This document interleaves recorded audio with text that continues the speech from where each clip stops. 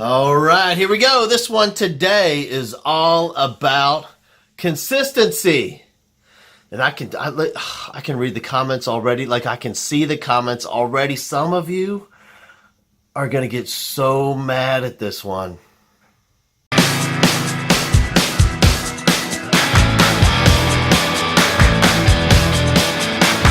Okay, let me give you the backstory on this thing. This went down. This is like in August of this year, right before the school year. I'm out on the road doing my Teaching a Rockstar thing.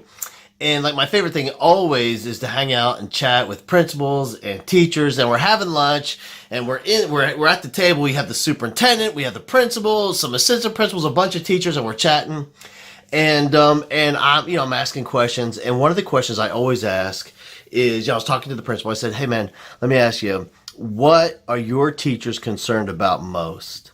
And this guy, like right in front of everybody, here's the superintendent. His teachers are sitting right. When he says, "My teachers are concerned mostly about my lack of consistency," which is kind of shocking with everybody sitting. Like usually they come out with something about, my teacher's concerned about a lack of time. There's some discipline issues in the school, the lack of involvement from parents and the community. And so they have there's a standard list. Like I think that most people say. This guy says, "My teachers right here are concerned most about my lack of consistency." And I look at and they're all nodding up and down.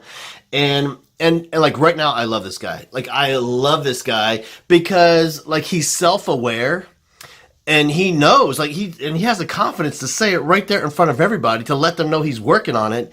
And so we start talking about his lack of consistency, and what he says is they're mostly concerned about is how when they write up a kid, they send a kid out of the classroom, there's a discipline issue, there's some misbehavior, they send them down, and these teachers want some consistent consequences for that behavior that just went down in the classroom. And we're chatting about this, and you know what, man, like in this moment I am struggling. Like usually I'm really good in this situation, like I have, and not because I'm smart, like I ain't all that bright, but since I have been in so many schools and talked with so many principals and seen such amazing stuff around the country, like I have this inventory of solutions in my head that I can draw upon. But in this situation, like nothing is coming to mind. And we finish the rest of the day, and and here we are in December, and I'm still thinking about this guy and his talking about his lacking consistency, and I really want to add value and to help resolve some of these issues and solutions. And this morning, I'm in the gym, and I'm still thinking about this guy. And you know what I realized? And this is like a running theme in my life. Anytime I can't come up with an answer, like when I don't have the solution, and you would think now that I'm a half century old, I would figure this out earlier, not months later, but anytime I can't come up with the answer, I can't get the solution, many times it's because it's not that I can't find the answer, it's that I'm asking myself the wrong question. And the question really isn't about his lack of consistency, because you know what, honestly, now that I'm thinking about it, I have some clarity about this deal, I don't think he wants to be consistent. Like in his mind, he doesn't really want to be. In fact, I don't think he should be consistent. I don't even think those teachers want him, the ones that are asking him to be consistent, I don't even think they want him to be consistent. No one really wants him. That's not what they want. What they really want is him to be effective. If that involves consistency, awesome. If not, whatever. We just want some effective behavior change when they send a kid down to the office. That's really what they want. In fact, if those teachers, if those same teachers, if every kid that they wrote up and sent to the office, that they saw 100% change and 100% of kids they wrote up and sent to the office, would they care if he was consistent? No, they wouldn't care. All they know is when they write up the kid changes when they come back to class. That's all they know. And that's all they really want. So it's not really about a lack of consistency, because that's not necessarily effective. And everybody knows that. Like even those teachers that want him to be consistent, they even know that that's not really effective. In fact, you could take a few kids, right? Let's say a few kids all get in trouble for the same thing. They all get written up for exactly the same thing. They all get sent to the office, right? Everybody knows that if they all get the exact same consequences for the same thing, it's going to affect those kids in different ways. The first kid, let's say the code of conduct says they need to send a kid to in-school suspension. Well, the first kid that gets written up, he sends him in-school suspension. You know what? It might work. Like that might have a positive shift in behavior temporarily for that kid. The second kid gets in-school suspension. He doesn't care. Like the second kid, that kid? What? So what? Are you telling me I got to go sleep in that room where it's quiet instead of trying to sleep in that classroom wherever it's loud? No problem. I got it. He doesn't care. The third kid, man, it has like all that's going on in this kid's life in school. He hates school, hates that teacher, hates it. It's built up so much that now if we send that kid, that might break the kid. We might lose that kid. That kid might not come back.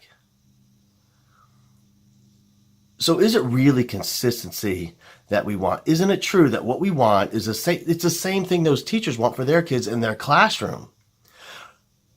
Is consistency a variable in the formula? Absolutely, man. Of course it is, but it's not the whole formula. It's the same thing with the teacher in the classroom. What we know great teachers do is they build amazing a relationship. They have a solid foundation of a relationship with a kid. They know that kid. And because they know that kid on such a deep level, they can customize a solution that they know or they think, they hope is going to be effective for that kid. Does that involve consistency? Maybe sometimes, yeah, but not every time. What teachers really want is change, is a change in behavior, effective change in behavior. Let's say a kid shows up for class. 10 minutes late, first period. 10 minutes after the first period bell, he walks in tardy. He's late for class. He sits down, has the hoodie on, zipped up, and teacher says, you're late for class, take off your jacket, sit down, get started, and the kid doesn't respond. He just sits there. She raises her voice. Take off your jacket, sit down, do your work, get started. He doesn't reply. He just sits there. She raises her voice. She yells. She screams at him. Finally, the kid screams back at her. They're screaming back and forth. She sends him out, writes him up, down to the principal's office. The kid goes. And in the principal's office, they talk. And what the principal, after talking with that kid, the kid breaks down and admits to the principal that last night in their home, mom and dad were yelling back and forth and it got physical. So mom grabbed her stuff and she left and she never came back. And so the kid wakes up this morning because mom's not there. Now he has to get breakfast ready for his 4 siblings and dad's still mad and he's yelling and the kid yells at the dad. Dad slaps the bowl of milk and Fruit Loops all over the kid. And there in the office, the kid finally unzips his hoodie and there's the dried milk and Fruit Loops all over his shirt. Now, let's say in the code of conduct for being late and screaming back and forth with the teacher, this kid is supposed to have after-school detention. Is that really going to be effective?